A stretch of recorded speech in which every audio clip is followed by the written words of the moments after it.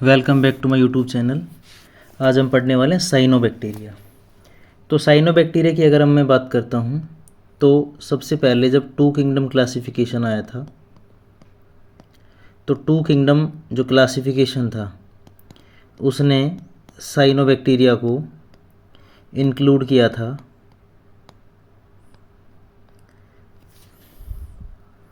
In class Cyanophyceae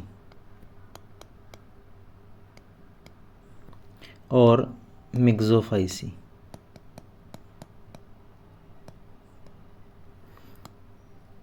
तो जो Cyanophyceae है वो क्या है? एल्गी की क्लास है।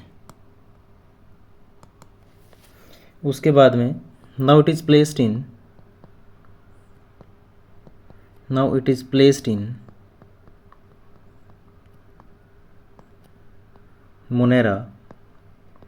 और उसका रीज़न क्या है कि मोनेरा के अंदर प्रोकैरियोट्स रखे गए हैं और जो साइनोफाइसी है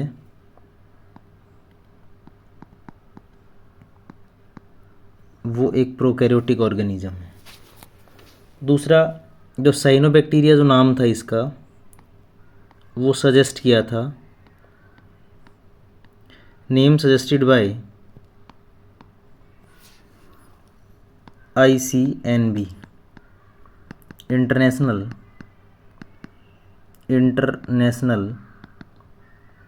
code of nomenclature for bacteria. तो इसने साइनोबैक्टीरिया नाम सजेस्ट किया था इन 1978। नेक्स्ट अगर हम लोग बात करते हैं तो cyanobacteria these are gram negative photosynthetic prokaryotic organism या प्रोकैरियोट्स। ये जो साइनोबैक्टीरिया थे ये मोस्ट प्रिमिटिव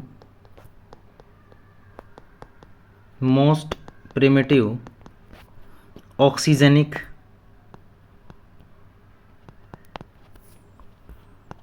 फोटोसिंथेटिक ऑर्गेनिज्म थे।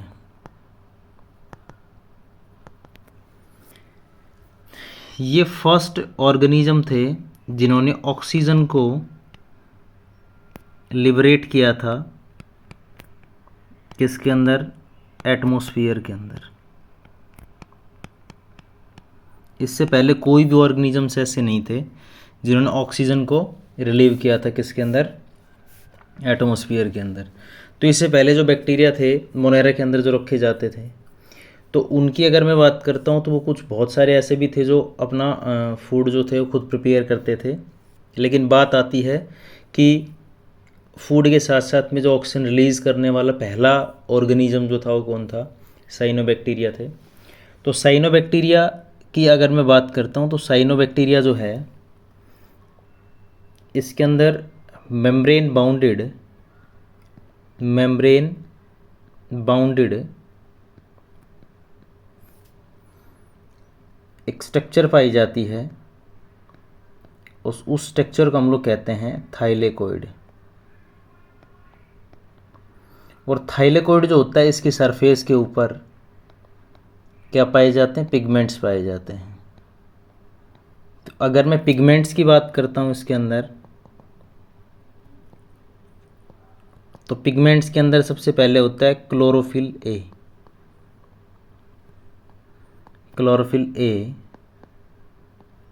ये ग्रीन कलर का पिगमेंट है। Next carotenoid.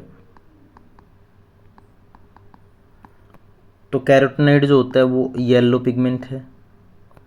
उसके बाद होता है इसके अंदर C-फाइकोसाइनिन, ये इसके अंदर ब्लू कलर का पिगमेंट है। नेक्स्ट होता है C-फाइकोइरिथ्रिन।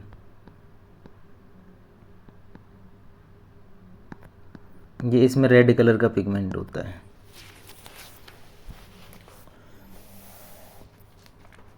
एक इसके अंदर गोडिकोस फिनोमिना आता है।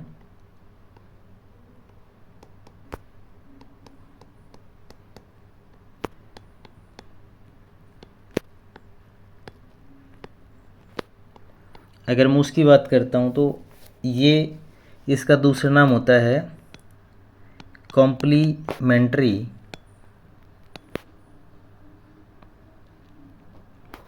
Chromatic adaptation.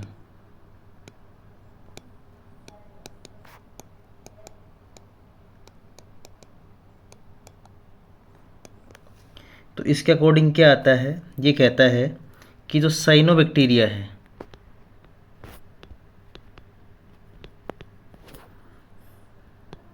Can अडेप्टिवली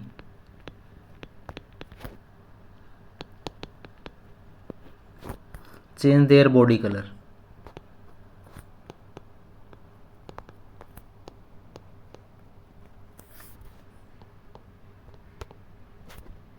according to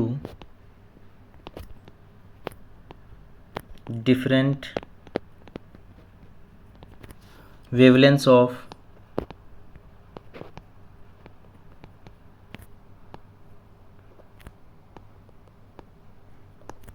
available light. तो साइनोबैक्टीरिया जो होते हैं अपनी बॉडी का जो कलर होता है उसको क्या कर लेते हैं, चेंज कर लेते हैं according to different wavelengths of available light. उसके बाद में ट्राइकोडेस्मियम होता है एक,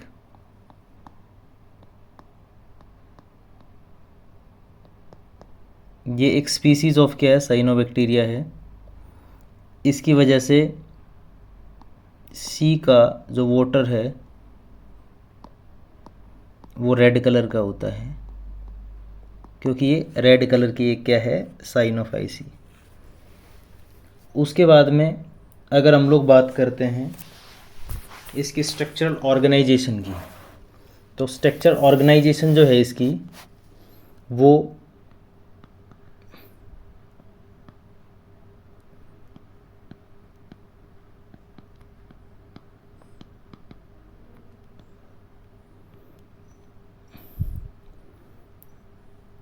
जो ब्लू ग्रीन एल्गी है इट इज सिमिलर टू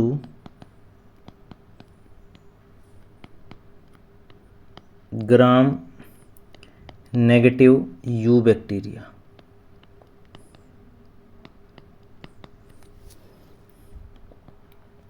इसके अंदर एक ट्राइकोम पाया जाता है जो चेन ऑफ सेल्स होता है।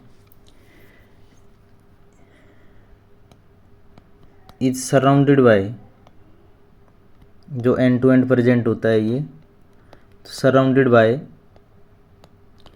Mucilaginous sheet. तो म्यूसिलेजिनस शीट जो होती है वो बैक्टीरिया के अंदर ही पाई जाती है। और जो म्यूसिलेजिनस शीट होती है ये बनी होती है किसकी, म्यूको पॉलीसेकेराइड की।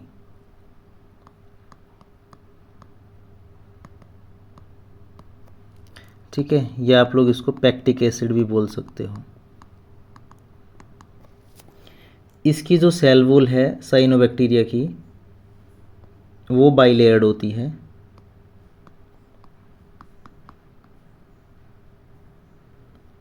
और बाइलेयर्ड की अगर मैं बात करता हूँ तो आउटर जो वॉल है इसकी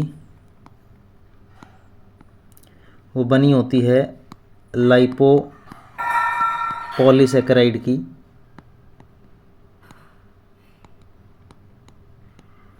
और जो इनर है वो बनी होती है पेप्टिडो ग्लाइकेन की। इसकी जो सेल मेम्ब्रेन की अगर मैं बात करूं is made up of lipoprotein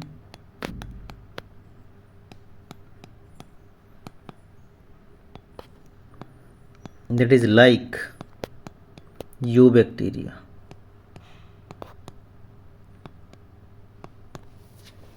तो अगर मैं इसकी सेल मेम्ब्रेन की बात करता हूँ तो सेल मेम्ब्रेन जो है इसकी किसकी बनी होती है, लाइपोप्रोटीन की बनी होती है, जो कि यू बैक्टीरिया के अंदर भी सिमिलर होती है। उसके बाद में अगर मैं इसके different forms of cyanobacteria filament की बात करता हूँ, ठीक है, तो जैसे सबसे पहले मैं अगर बात करता हूँ डिफरेंट फॉर्म्स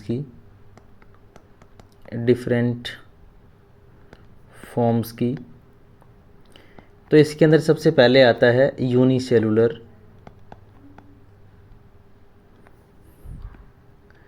तो यूनिसेलुलर जो ब्लू ग्रीन एल्गी है वो स्पाइरुलिना है।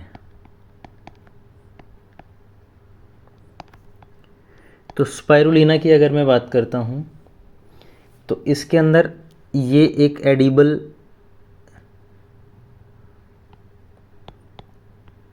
ब्लू ग्रीन एल्गी है और इसके अंदर लार्ज अमाउंट ऑफ प्रोटीन पाई जाती है।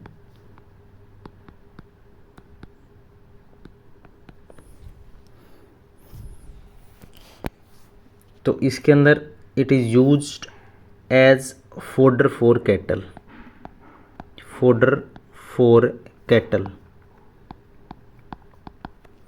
सेकेंडली अगर मैं बात करता हूँ, सेकेंड नंबर पे जो आता है वो आता है कॉलोनियल, यानी कि जो कॉलोनी की फॉर्म में पाई जाती है। तो कॉलोनी की फॉर्म में जो पाए जाते हैं वो होता है एनाबिना और दूसरा होता है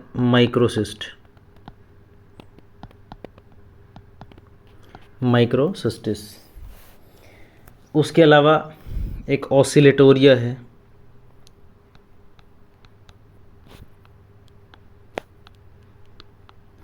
तो ऑसिलेटोरिया जो होती है वो होती है filamentous algae.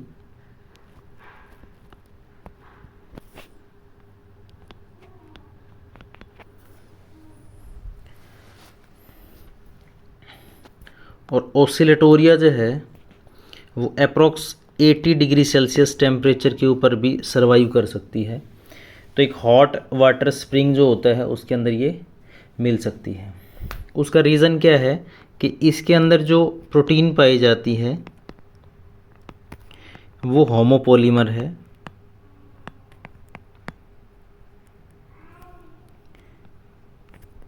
Homopolymer bonds in protein,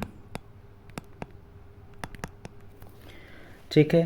तो ये इजीली ब्रेक नहीं हो सकती, और इजीली ब्रेक नहीं हो सकती तो अगर मैं बात करता हूँ तो काफ़ी ज़्यादा हाई टेम्परेचर के ऊपर इसकी टॉलरेंस पावर होती है, तो ये सरवाइव कर सकती है, ठीक है।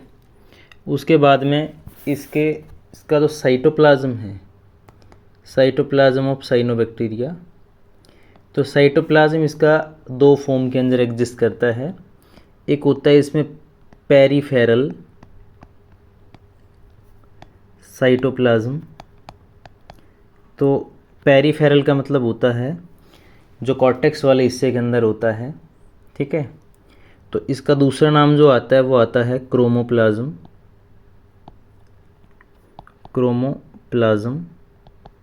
तो जो क्रोमोसोम प्लाज्म होता है इसके अंदर गैस वैक्यूल और जो थाइलेकोइड होता है वो पाया जाता है इसमें। सेकंड जो साइटोप्लाज्म होता है वो होता है इसके अंदर सेंट्रल साइटोप्लाज्म। तो सेंटर जो साइटोप्लाज्म होगा इसके अंदर, इसको हम लोग सेंट्रोप्लाज्म भी कहते हैं।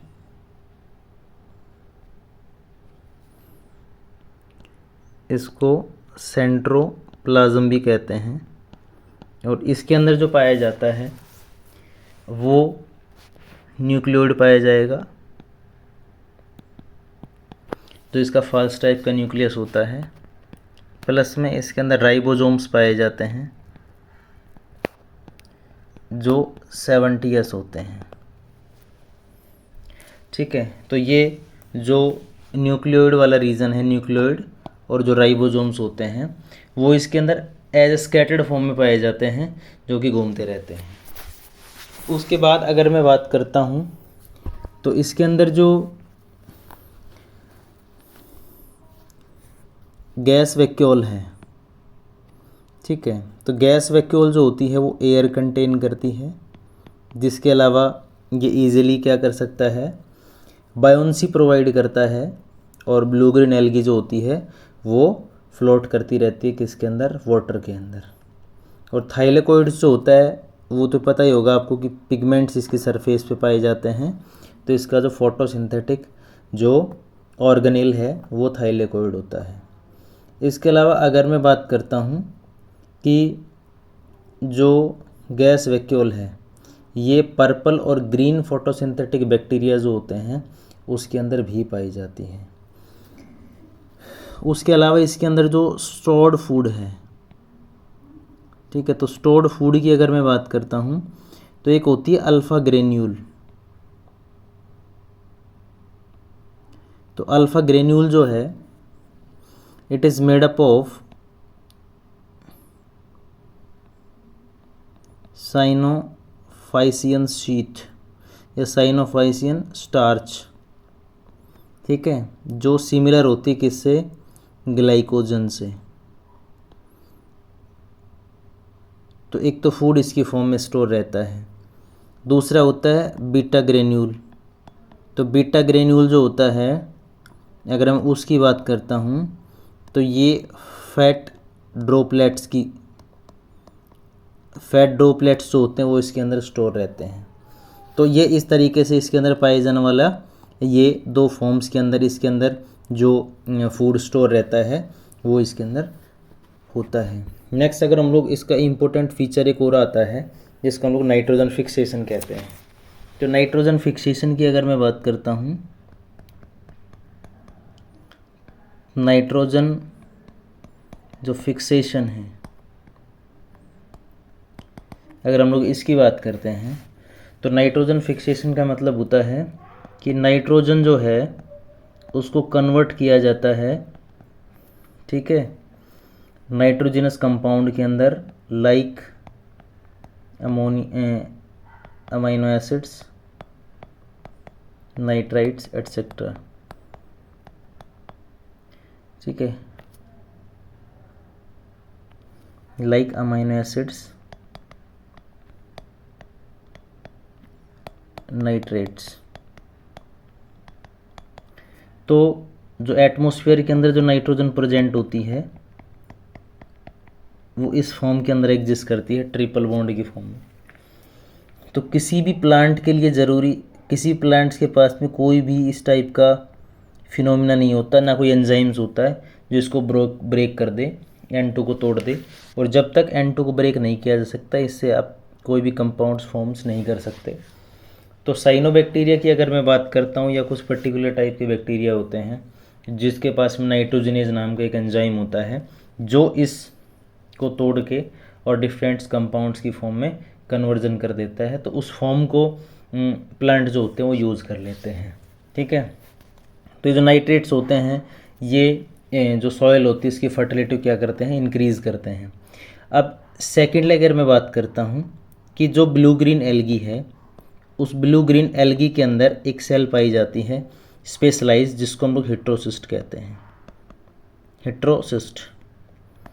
अब हेट्रोसिस्ट जो होती है ये एक थोड़ी सी एनलार्ज सेल्स होती है, स्पेशलाइज सेल्स होती है, जो कि जिसके अंदर जो है नाइट्रोजन फिक्सेशन होता है। तो फर्स्टली अगर मैं बात करता हूँ तो ये एक स्पेशलाइज सेल जो है जिसके अंदर नाइट्रोजन फिक्सेशन होता है, तो ये क्या करती है, देखो जो नाइट्रोजन फिक्सेशन होता है वो एक एनाएरोबिक रिएक्शन है, यानी कि जो नाइट्रोजन फिक्सेशन होगा वो एनाएरोबिक कंडीशन के अंदर होगा, पहली बात। दूसरी क्या है कि जो हेट्रोसिस्ट सेल्स होती है ये इम्परमिएबल होती हैं, किसके अकॉर्डिंग, ऑक्सीजन, यानी कि इसके अंदर ऑक्सीजन एंटर नहीं कर सकता। तो जब ऑक्सीजन एंटर इसके अंदर नहीं करेगा तो कंडीशन कौन सी हो जाएगी, एनाएरोबिक हो जाएगी। तो एनाएरोबिक कंडीशन के अंदर नाइट्रोजन फिक्सेशन होता है। दूसरी बात जो हेट्रोसिस्ट होती है इसी के पास में क्या होता है, नाइट्रोजिनेज, ये एक एंजाइम होता है जो नाइट्रोजन को ब्रेक करने का काम करता है। सेकेंडली, चाहे कंडीशन बाहर की तरफ कैसी हो, ऑक्सीजन यानी कि एरोबिक हो, लेकिन ऑक्सीजन जो है ना वो इट हिस्टोसिस्ट के अंदर एंटर कर ही नहीं सकता। सेकेंडली अगर मैं बात करता हूँ तो इसके पास में एक निफ जीन होता है, NIF, निफ जीन। और ये जीन जो होता है ना, ये रेस्पॉन्सिबल होता है नाइट्रोजिनेज नाम का जो एंजाइम है तो उसको बनाने के लिए, क्योंकि ये नाइट्रोजिनेज इंड्यूसिंग फैक्टर है ये, ठीक है। तो ये इंड्यूस करता है नाइट्रोजिनेज बनाने के लिए। अब देखो, सेकेंडली अगर मैं बात करता हूँ तो हिट्रोसिस जो सेल्स है, ठीक है ना, उसके अंदर फोटोसिस्टम सेकेंड जो होता है वो एक्टिविटीज़ प्लस में CO2 फिक्सेशन,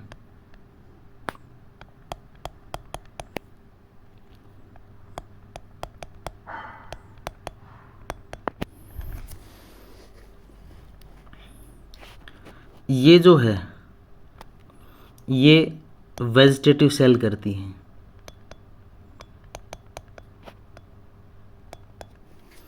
क्योंकि ऑक्सीजन जो है is not evolved due to absence of PS second, ठीक है। तो इसके अंदर जो है ना हिट्रोसिस्ट के अंदर जो हिट्रोसिस्ट होता है, तो हिट्रोसिस्ट की अगर मैं बात करता हूँ तो इसके अंदर केवल फोटोसिस्टम फर्स्ट होता है। इसकी की वजह से ये क्या कर लेता है, ATP जनरेट्स कर लेता है, ठीक है, जो किसके लिए रिक्वायर्ड होती है, नाइट्रोजन फिक्सेशन के लिए, ठीक है। तो हिट्रोसिस जो सेल्स होती है उसमें फोटोसिस्टम सेकेंड जो एक्टिविटीज़ होती है वो, और CO2 फिक्सेशन होती है वो इसके अंदर क्या होती है, नहीं होती, नॉट अक्कर। इसके पास केवल फोटोसिस्टम फर्स्ट होता है जो ATP जनरेशन और नाइट्रोजन फिक्सेशन इजीली कर देता है। तो अगर मैं इसके अंदर बात करता हूँ तो पर्टिकुलर टाइप का ये याद रखना है, NIF जीन, निफ जीन, जो नाइट्रोजनेज नाम का एंजाइम्स होता है उसको इंड्यूस करके उसका फॉर्मेशन कराता है, ठीक है। और हिट्रोसिस जो होता है ऑल्सो प्रमोट्स फ्रेगमेंटेशन, तो फ्रेगमेंटेशन के लिए हिट्रोसिस जो होती है वो रेस्पॉन्सिबल होती है, ठीक है। उसके बाद अगर हम लोग बात करते हैं किसके, जो साइनोबैक्टीरिया है, इसके अंदर जो रिप्रोडक्शन होता है उसकी, तो रिप्रोडक्शन की अगर मैं बात करता हूँ तो रिप्रोडक्शन इसके अंदर जो होता है, एक होता है वेजिटेटिव, सेकंड होता है एसेक्सुअल। तो अगर मैं बात करता हूँ इसके अंदर जो सेक्सुअल रिप्रोडक्शन है वो इसके अंदर क्या होता है, एब्सेंट होता है। तो सेक्सुअल रिप्रोडक्शन जो होगा वो इसके अंदर क्या होगा, एब्सेंट होगा। तो इसके अंदर जो सबसे पहले अगर मैं बात करता हूँ वेजिटेटिव की, तो वेजिटेटिव जो होता है वो इसके अंदर होता है बाइनरी फिजन, और जो बाइनरी फिजन होता है वो इसके अंदर होता है बाय एमाइटोसिस। तो एमाइटोसिस का मतलब किसी भी टाइप का क्रोमोसोम्स का कोई रोल नहीं होगा इसके अंदर। एसेक्सुअल रिप्रोडक्शन इसके अंदर इम्पोर्टेंट है। तो एसेक्सुअल जो रिप्रोडक्शन आता है वो सबसे पहला आएगा बाय हेट्रोसिस्ट। तो हेट्रोसिस्ट की अगर मैं बात करता हूँ, अंडर स्पेशल कंडीशन जो हेट्रोसिस्ट होती है ये डायरेक्टली जर्मिनेट करती है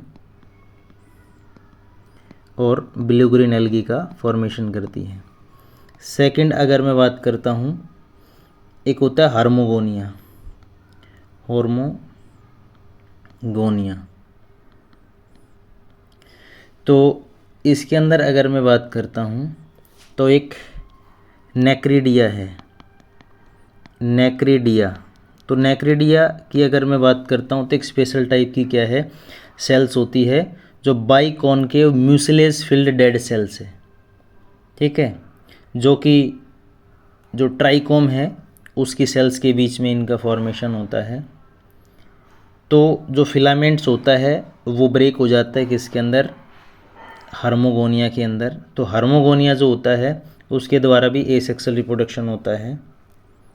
तीसरा जो आता है वो अकाइनेट्स, तो अकाइनेट्स के द्वारा भी होता है इसके अंदर। तो अकाइनेट्स की बात करता हूँ तो जो वेजिटेटिव सेल्स है, तो वेजिटेटिव जो सेल्स होती हैं वो ट्रांसफॉर्म हो जाती है किसके अंदर, अकाइनेट्स के अंदर। तो अकाइनेट्स जो है वो नॉर्मल सेल्स से थोड़ी सी थिक सेल्स होती हैं, ठीक है, क्योंकि इसके अंदर फूड डिपोजिशन जो होता है वो ज़्यादा रहता है। तो इसकी वजह से ये जो फेवरेबल कंडीशन होती है तो उसमें जर्मिनेट करके अकाइनेट्स जो है new cyanobacteria blue green algae जो होती है उसका फॉर्मेशन करता है। उसके बाद में इसके अंदर आता है इसकी जो इकोनॉमिक इम्पोर्टेंस होती है वो। तो इकोनॉमिक इम्पोर्टेंस की अगर मैं बात करता हूँ तो इकोनॉमिक इम्पोर्टेंस के अंदर सबसे पहले तो क्या होता है कि इकोनॉमिक इम्पोर्टेंस, तो इकोनॉमिक इम्पोर्टेंस जो है वो सबसे पहले तो वही आती है इसकी कि ऑक्सीजन रिलीज़ करता है, रिलीज्ड बाय साइनोबैक्टीरिया। तो इसको सबसे प्रिमिटिव टाइप का ऑर्गेनिजम्स माना गया है जिसने ऑक्सीजन रिलीज़ की थी, ठीक है। उसके बाद में सेकंड अगर मैं बात करता हूँ तो ये नाइट्रोजन फिक्सेशन करता है, और नाइट्रोजन फिक्सेशन करता है तो सॉइल की फर्टिलिटी जो होती है उसको इंक्रीज़ करता है, और उसका नाम होता है नोस्टॉक और एनाबीना।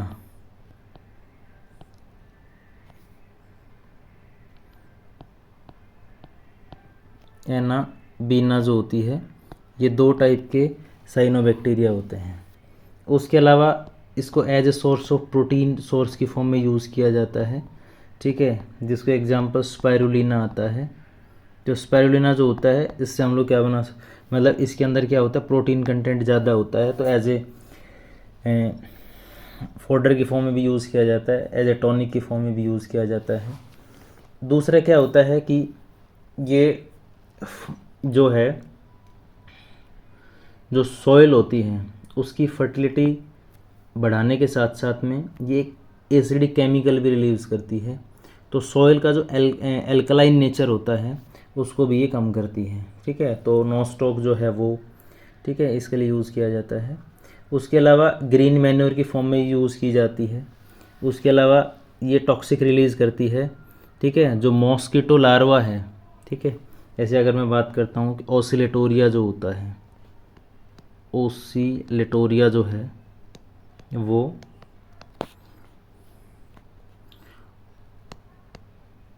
ओलोसीरा है वो, और तीसरे एक और एग्जांपल आता है एनाबीना।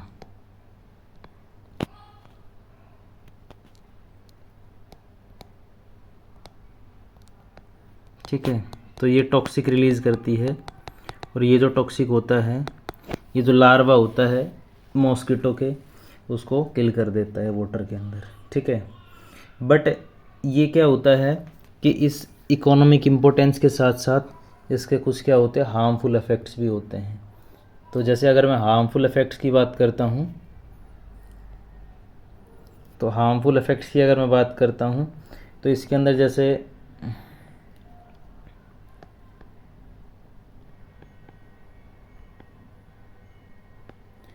तो इसके हार्मफुल इफ़ेक्ट्स के अंदर सबसे पहले जो आता है वो आता है water Bloom.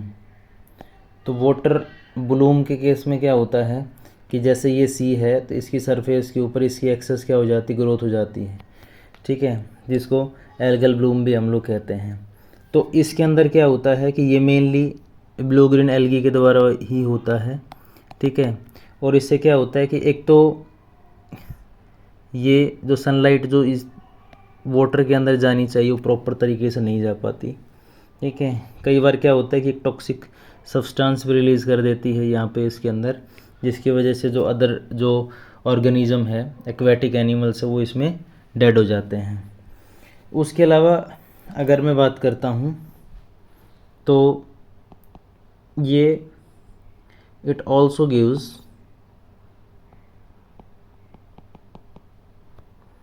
Toxicity and bad order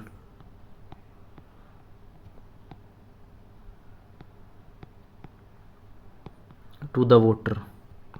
तो वाटर क्या देता है, ये बैड ओडर भी देता है।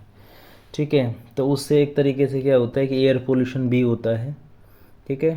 तो जो इससे जो टॉक्सिक रिलीज होता है उसको हम लोग डेथ फैक्टर कहते हैं। ठीक है। तो ये हमारा आज का जो नॉर्मली हम लोग बात करें तो साइनोबैक्टीरिया के बारे में था। ठीक है। तो एक दूसरा और इसके अंदर कुछ पर्टिकुलर एक दो लाइन और आती है कि जैसे अगर हम लोग बात बोलते हैं मोस्ट ऑफ साइनोबैक्टीरिया की अगर मैं बात करता हूँ तो वो नॉन मोटाइल होते हैं, नॉन मोटाइल। ठीक है। लेकिन कुछ साइनोबैक्टीरिया ऐसे होते हैं जो फिलामेंटस हैं, कुछ ऐसे क्या हैं जो क्या फिलामेंटस हैं। तो इनके अंदर जो होता है वो ग्लाइडिंग और ऑसिलेटोरी मोमेंट्स की अगर मैं बात करता हूँ तो वो होता है। ठीक है। तो ग्लाइडिंग या ऑसिलेटोरी जो मूवमेंट होता है वो इनके अंदर पाया जाता है। ठीक है। तो आज का हमारा यही था। Thank you.